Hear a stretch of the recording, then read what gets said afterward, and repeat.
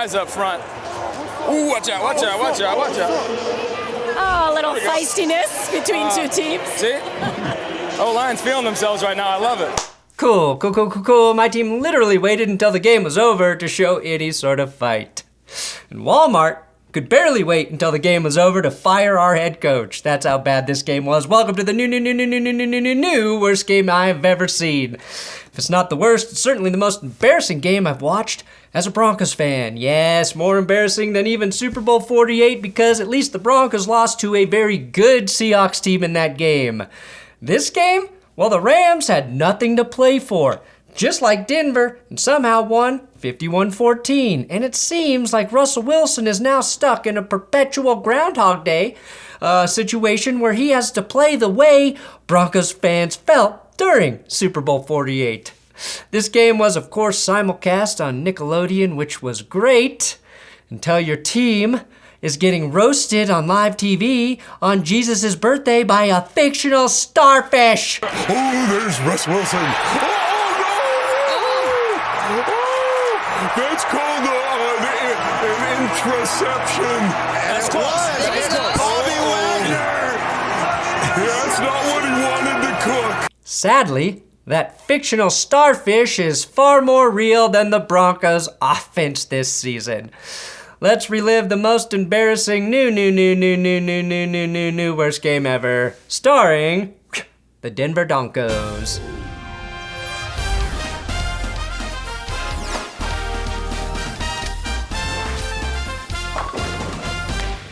Didn't get what you wanted for Christmas, Broncos fans? Well, why don't you check out your 8-bit shirts, only available at BenchwarmerBrew.com, my coffee company. You might as well have one nice thing this football season. And I do have new Big Dick Patreon shoutouts for Andy, Stork, Tom Likely, Sonic Shadow 32, A1 Bass, Ala, Nasty Jax, Santiago Marino, Marty Nilsson, Ethan Manning, Roberto Alonso. Chiefs are the bestest best. Patreon.com/thatsgoodsports. You can support the channel there, and all $10 Patreons and $10 YouTube members. We should be having our Zoom meeting either this week or early next week.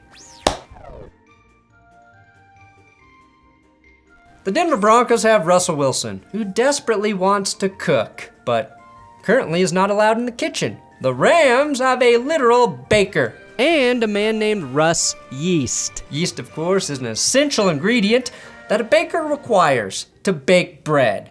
And as we all know, pretty much everybody eats bread. What does it all mean? Well, it means Baker's going to cook with another contract somewhere, and he better send Russell Wilson and the Broncos a thank you card for making him look like the second coming of Jesus at quarterback. And unlike bread, nobody even likes the Broncos anymore.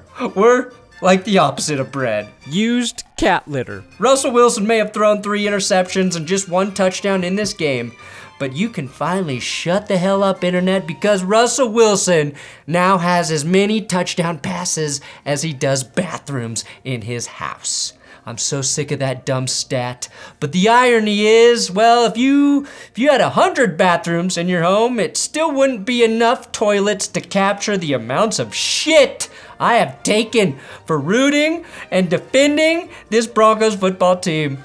And unlike the previous worst games ever, this one wasn't the worst game because it was incredibly boring. Oh no, it was the worst game because the 4-10 Rams kicked the ever-living shit out of my 4-10 Broncos. And they did it with Baker Mayfield, who played so good the Browns finally regretted paying a 26-time alleged sexual assault artist $240 million guaranteed dollars instead of, keeping Baker, the guy who won him a playoff game. The one thing I am proud of is my Broncos making Baker Mayfield look a billion times better than Deshaun Watson this weekend. Baker literally had the highest passer rating in the NFL, 124.7, and Watson the worst, 47.1. Think about that. Watson had a worse passer rating than Russell Wilson. Yee. How do passer ratings work? That can't be right, but I like it. Old Baker Mayfield threw just 4 incompletions, tossed a couple nice touchdowns to Tyler Higbee never goes down, who apparently is the second coming of Travis Kelce, or some sort of Frankenstein Kelce and Gronk, only faster, stronger, and he can actually say the number 69 without laughing like a little schoolgirl.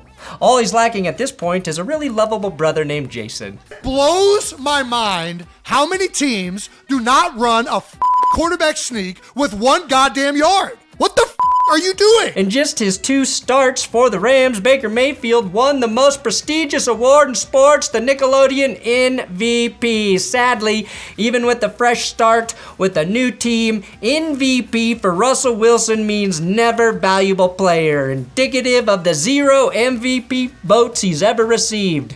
Oh, did I mention we were roasted by a fake fucking starfish in this game?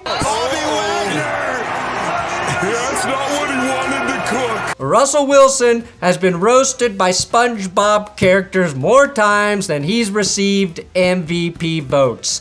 Let that sink in, Elon. Cam Akers had his first 100-yard rushing game since he helped the Rams bounce the Seahawks in 2020 with Jared Goff and John Wolford at quarterback. Cam Akers had acres and acres and acres and acres to run against the Broncos. The Broncos and Rams heading into this game weren't just 2 4-10 teams, they were 2 of the most injured teams in the NFL.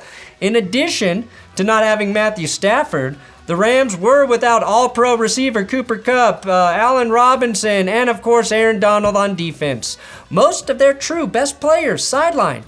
And they put up 51 fucking points on the Broncos, and almost all of it can be blamed on the Broncos QBs. I'd simply say Russell Wilson, but after he was benched for Brett Rippon, old Brett Rippon came in and immediately threw this pick 6, and it all happened on the Lord's birthday.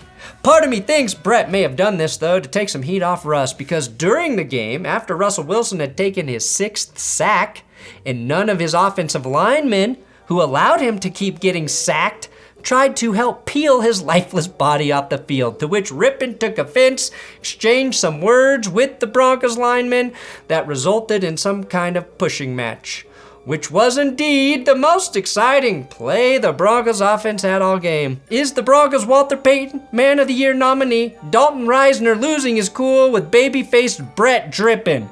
That's how bad shit is going here. Arguably, the 2 nicest players on the team nearly coming to blows with each other. This would be like if Betty White tried to fight Keanu Reeves, okay? This was Russell Wilson's worst career game. Thank you, Russ. He played like Baker Mayfield with a torn up shoulder, but if Freddie Kitchens was still Baker's head coach when he had said torn shoulder. First play of the game. On the Lord's birthday, Russ throws a terrible interception to Durant. Sorry, LeBron. The Rams are the only LA team Durant will play for. Oh, did I mention that we were actually roasted by a fake starfish? That's not what he wanted to cook. Then, Russ, again on the Lord's birthday, took thine rock, checked his list twice, and made sure his dear old friend Bobby Wagner got an interception for Christmas. Russ, again on the Lord's birthday, found his sling and hucked this tiny football at Goliath, only so Goliath could intercept that damn little ball and run it down the Broncos' gullets. Overthrow, underthrow, bad throw, Russ hit the holy trinity of failed arm talent. All on the Lord's birthday. It was like he watched Tua play his worst game earlier in the day and said, "Hold my non-alcoholic beverage, Tua." Thank you, chat, during the live stream for that joke. In defense of Russ, maybe he shouldn't have played in this game. He was just 2 weeks removed from a concussion, and he clearly was mistaking this football for Santa Claus, thinking he was going to listen to his wish for a Christmas miracle. And that's how the Rams blasted the Broncos 51-14. And my favorite tradition in these videos, this game was so bad.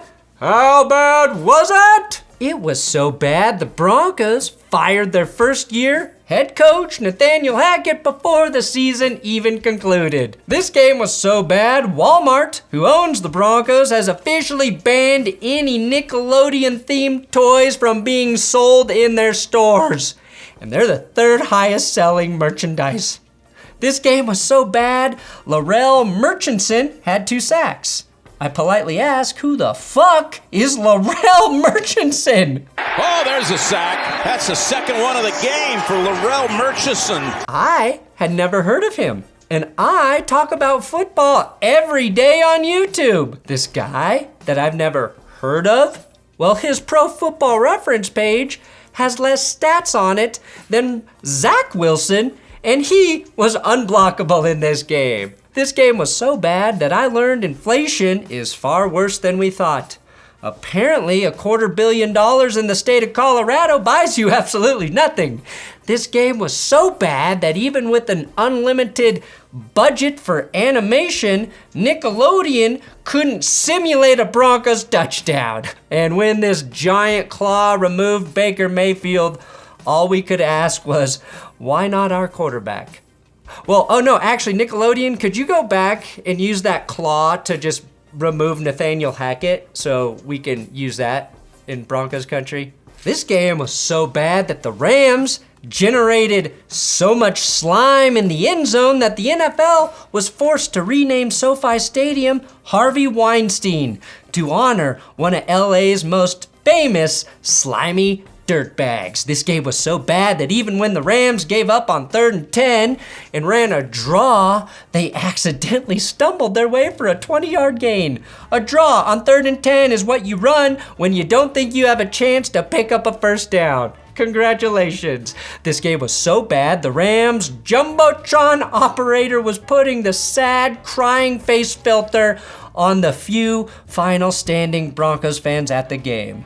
First of all, hilarious. Second of all, show those goddamn American heroes some respect for staying through that bloodbath. You should be honoring them, not fucking roasting them. How bad was this game? Did I mention we were roasted by a fucking fictional starfish named Patrick Star? I gotta deal with losing to this star named Patrick twice every year, and now this chewed up piece of strawberry starburst is roasting my terrible QB? That's not what he wanted to cook. What's worse than being in hell? Because that's where I'm at. That's where I exist. How bad was it? Well, the Rams put in their backup quarterback, Bryce Perkins, and for the first time this season, it wasn't for injury reasons. The Broncos also put in their backup quarterback, and for the first time this season, it was for embarrassment reasons.